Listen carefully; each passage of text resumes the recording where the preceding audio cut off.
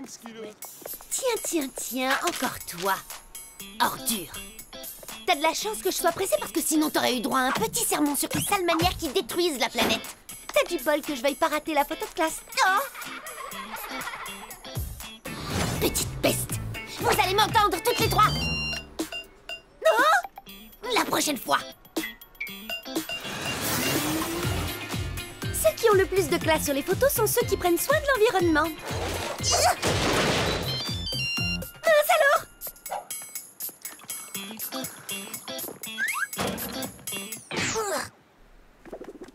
Ça, mon petit, c'était une bouteille en plastique. En lisant l'étiquette, tu aurais vu que c'était du polytéréphtalate d'éthylène et le symbole qui indique que c'était recyclable. Tu aurais donc dû la jeter dans la poubelle jaune. Dommage, j'allais enchaîner avec le polystyrène. Ah ah, j'avais raison, polytéréphtalate d'éthylène. 2,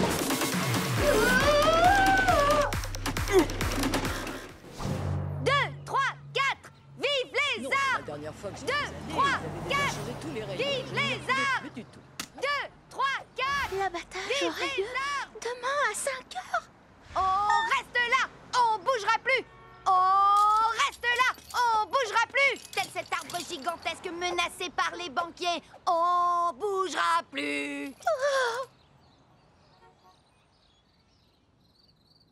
Pour la terre de cet arbre qui accueille plein de... Arrête, ça suffit, tais-toi! Je suis désolée, Pam. Je me suis trompée d'un jour, mais il faut pas que ça nous empêche de... Chut! Tu entends? J'ai attendu toute la soirée et ça y est, il se décide à parler. Qui ça? L'arbre. Il souhaite nous conter son histoire. Oh, voilà qui est intéressant. Il arriva en ces lieux sous la forme d'une humble graine, transportée sur des kilomètres par un moineau. La terre l'accueillit. Il n'était qu'une jeune pousse à cette époque. Il n'imaginait pas devenir aussi grand que ses congénères, et pourtant il y parvint. Il prenait soin de ses voisins. Il leur offrait de quoi vivre et se nourrir. Les siècles s'écoulèrent, et sa taille magnifique n'avait d'égal que sa sagesse, jusqu'à ce qu'un beau jour, il devint le roi de la forêt. Waouh, Pam, c'était super beau. Puis ce sont les monstres qui surgirent. Ils chassèrent les animaux. Ils assassinèrent tous les sujets de sa majesté. Ils déchirèrent la terre pour l'enfouir sous du bitume. Ils détruisirent la moindre parcelle restante de son royaume, condamnant ainsi le roi de la forêt à la solitude.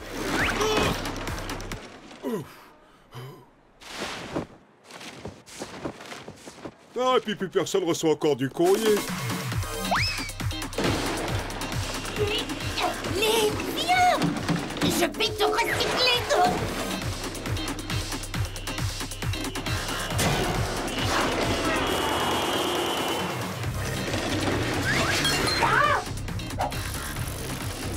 Ça va au compost, ça!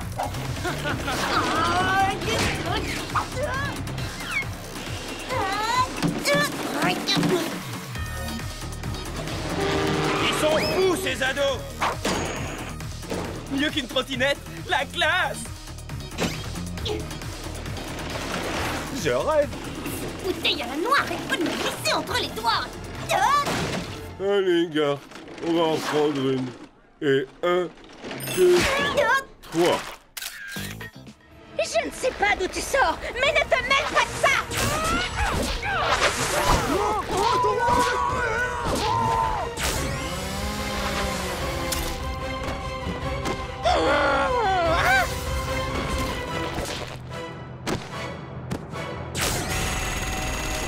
Je ne te laisserai pas les blesser! Ça, c'est ce qu'on verra!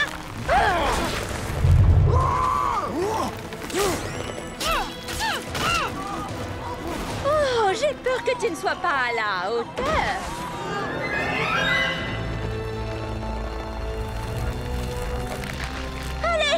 finisse! Mourez!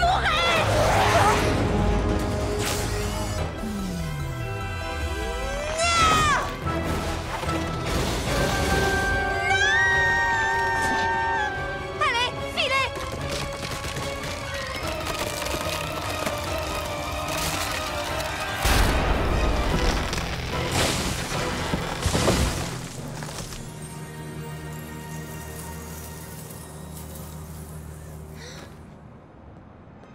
Tu étais à 2 doigts de tuer ces pauvres gens!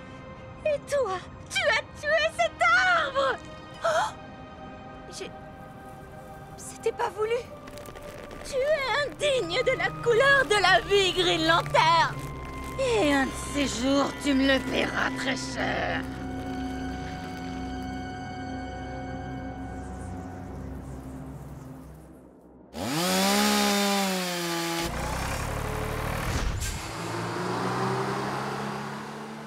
Son règne a duré 300 ans. Et dans l'indifférence, il est mort. L'humanité est une cause perdue.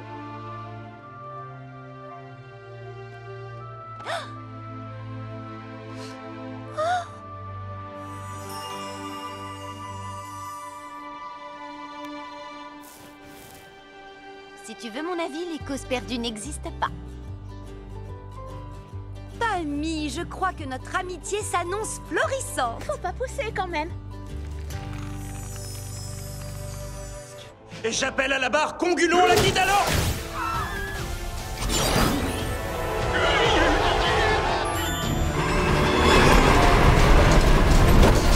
Hé, Congulon, ton scaphandre! Je vous présente toutes mes excuses. À chaque fois, c'est la même chose. Je suis tête en l'air et j'oublie d'activer ce traducteur universel. Mardi dernier, je ne savais plus où me mettre lorsque je me rendis compte que je l'avais laissé à la maison. Sur ma planète natale, j'œuvre moi aussi au service de la loi. Et il se trouve que j'avais reçu un renseignement m'indiquant qu'un jeune délinquant avait posé une bombe sur Terre, dans une cité du nom de Métropolis. Un engin capable de faire exploser la planète entière. Capable de faire exploser la Terre? Tu parles. Nous, les guides à l'Orpe, n'avons pas la même perception du temps. Et il se trouve qu'à votre échelle temporelle, la bombe avait été posée il y a plusieurs millions d'années. La Terre n'était encore qu'un vulgaire caillou. Ce genre de phrase que peut aisément être comparé avec le rituel des jeunes terriens, mettant des pétards dans les boîtes aux lettres. Continuez. Quoi qu'il en soit, j'avais très peu de temps terrien avant que la bombe n'explosât. Et dans la précipitation, j'avais oublié mon traducteur. J'ai bien tenté de demander de l'aide, mais mes efforts virèrent au désastre le plus total. Donc, vous cherchiez à nous alerter. En effet. Et vous, agent Cruz, que faisiez-vous? Je me servais de mon traducteur intégré pour communiquer. Ensemble, on a découvert que la bombe se trouvait sous le métrobélisque. Pour information, je me rendais vers le métrobélisque lorsque cette brute de kryptonienne m'intercepta. Fort heureusement, Green Lantern intervint.